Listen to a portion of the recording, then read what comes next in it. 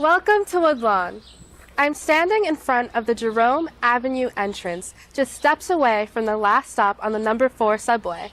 Today, we'll be paying tribute to 6 of the many outstanding musical artists that are buried in this beautiful cemetery.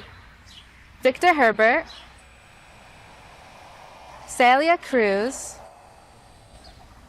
Irving Berlin, Duke Ellington, Felix Pappalardi, and George Cohan. We'll be visiting their graves and learning a little bit about their lives and their music. Woodlawn Cemetery was established on a farm during the Civil War, when this area was still part of Westchester County. Instead of a grim gray grid, you'll find a pleasant, green Victorian park with curved paths, shrubs, trees, and even a lake. Let's get started. It's a short walk from the entrance to the final resting place of Victor Herbert in the Whitewood plot.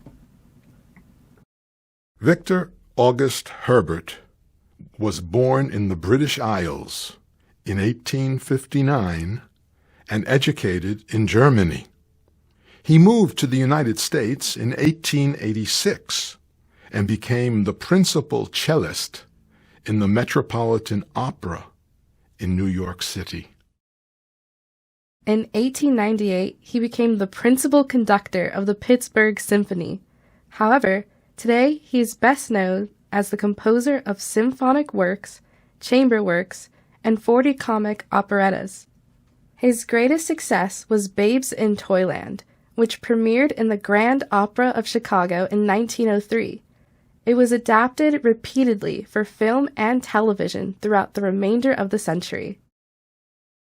Herbert was active in Irish-American organizations and helped to establish the American Society of Composers, Authors, and Publishers, ASCAP, to protect the rights of songwriters and music publishers.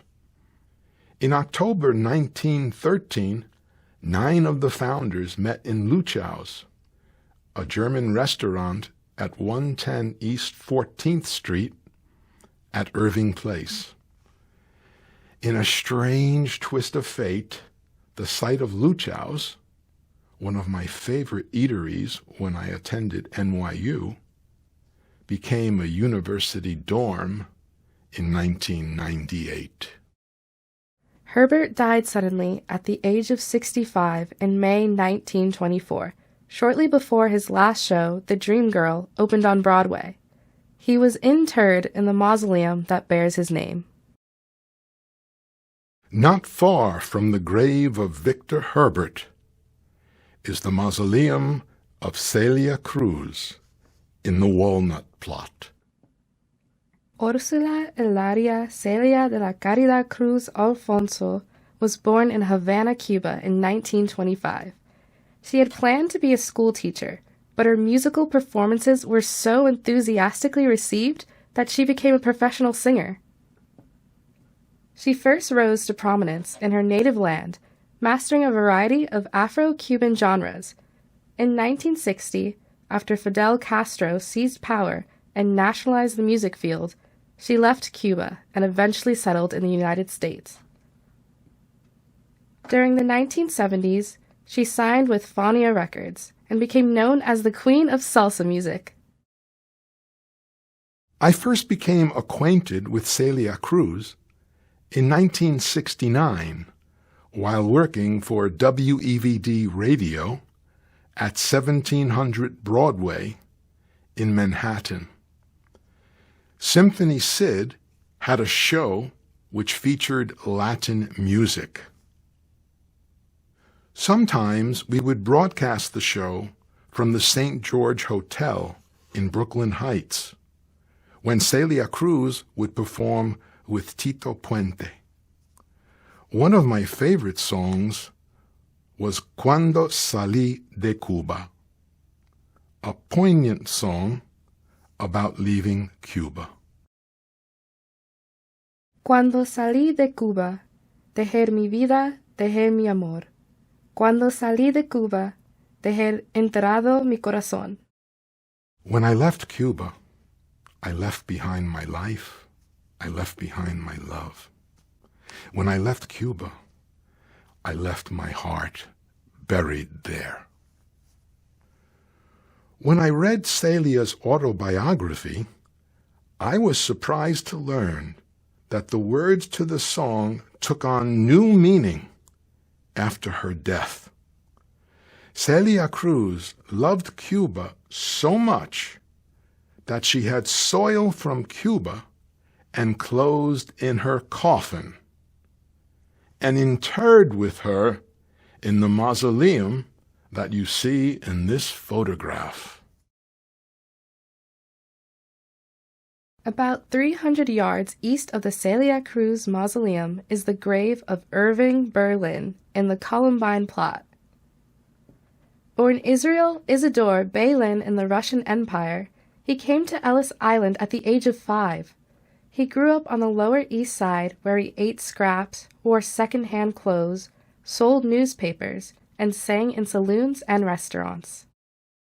In 1911, one of his songs, Alexander's Ragtime Band, became an international sensation and made him a celebrity. It inspired a ragtime dance craze and recordings by many other vocalists, as well as a 1938 film. During his 6-decade career, he wrote an estimated 1,500 songs, including the scores for 20 Broadway shows and 15 films. Easter Parade, Puttin' on the Ritz, Cheek to Cheek, White Christmas, Anything You Can Do, I Can Do Better, and There's No Business Like Show Business are some of his most well-known tunes and have been recorded by countless artists of several generations. God Bless America is probably Berlin's most famous work, and it is still sung enthusiastically in bars, schools, civic assemblies, and churches. He assigned all royalties from the song to the Boy Scouts and Girl Scouts, earning them millions of dollars through the decades. He died in his sleep in Manhattan in 1989 at the ripe old age of 101 and was buried in this simple grave.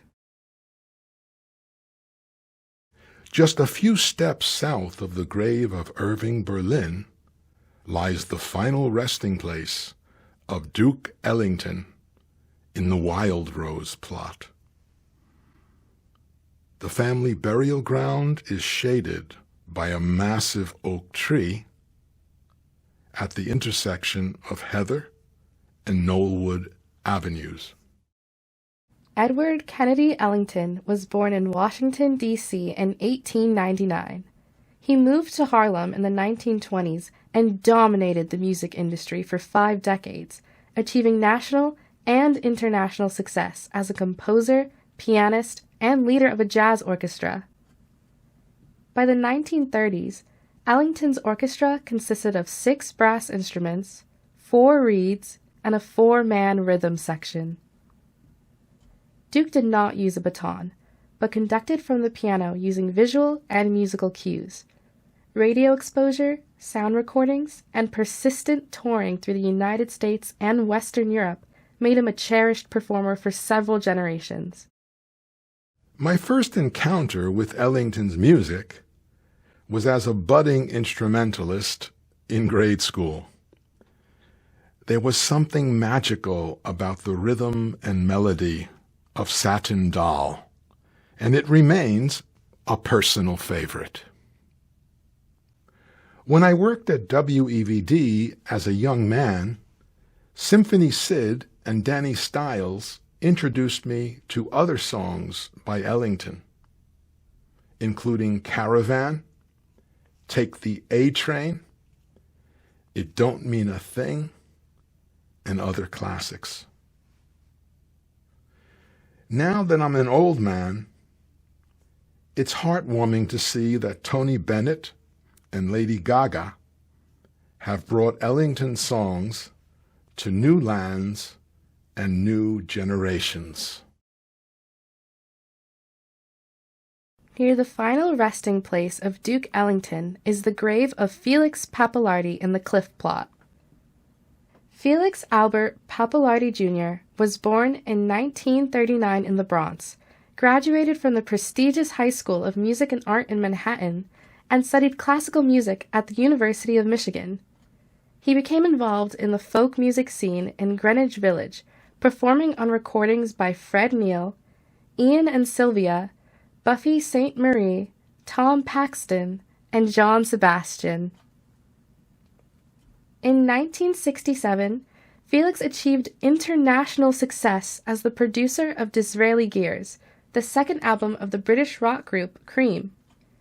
A song from the album that was co-written by Pappalardi, Strange Brew, was their first single to feature young Eric Clapton as the lead vocalist, and it reached the top 10 in the United Kingdom. In 1969, he produced a solo album by Leslie West, which led to the formation of a new band, Mountain, with Pappalardi on bass. They performed at Woodstock and released 3 highly successful albums before breaking up in 1972. However, I have always believed that his work with a less famous group, the Youngbloods, and his production of the Get Together recording in 1966 represents his greatest musical legacy. In a recent email which I received on March 21, 2022, Lowell Levinger, one of the founding members of the group, explained that Felix helped with the bass line and acted as a mediator between the musicians in the studio and the engineers in the control room, persuading them to experiment and to do something out of the ordinary. The results of this collaboration were certainly extraordinary. They combined haunting vocals, 2 exquisitely complementary guitar parts, and an impressive bass line into a lasting masterwork. Dramatic silences and dynamic shading captured the spirituality of the song like lightning in a jar. Felix died tragically in April 1983 in New York City and was buried next to his mother, Elia. His father moved to Florida and lived until the age of 95. A long walk from the grave of Felix Pappalardi is the mausoleum of George M. Cohan in the butternut plot in the northwestern corner of the cemetery. George Michael Cohan was born in Providence, Rhode Island in 1878. He was part of a family vaudeville act called the Four Cohans and soon began writing skits and tunes. He went on to create over 50 musicals, plays, and revues on Broadway, where a bronze statue now stands in his honor. His first big hit was Little Johnny Jones, which introduced Give My Regards to Broadway and the Yankee Doodle Boy. He published more than 300 songs, including Over There, America's most popular World War I song, You're a Grand Old Flag, and my personal favorite, Harrigan. He died in November 1942 in his apartment in Manhattan at the age of 64 and was interred in the family mausoleum, the final resting place of the Four Cohans.